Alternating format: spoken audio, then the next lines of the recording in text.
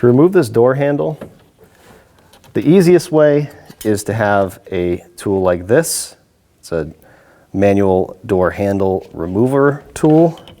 And you want to go take it like this. Typically, if the clip is installed correctly, you want to go from the knob side down like this and work your way in between that washer and push down, and that's going to release a clip.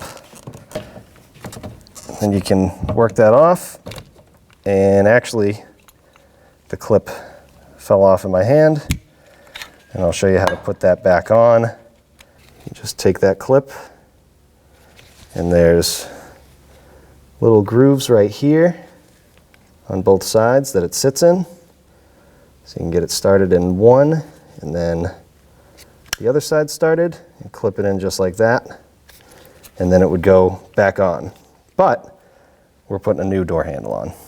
Now, if you don't have the tool to take that off, you just need to get your door handle off, you can pry in between that spacer and the handle.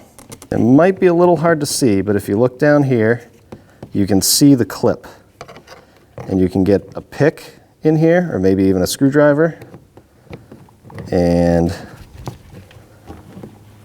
once you get a good hold on it, you can pry it out.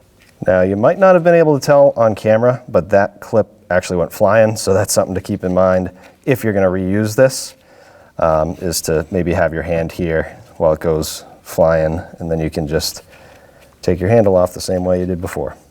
Now, you can see on this one, the clip is already in place where it should be, and you reuse your little spacer, and then all you want to do, line up those grooves,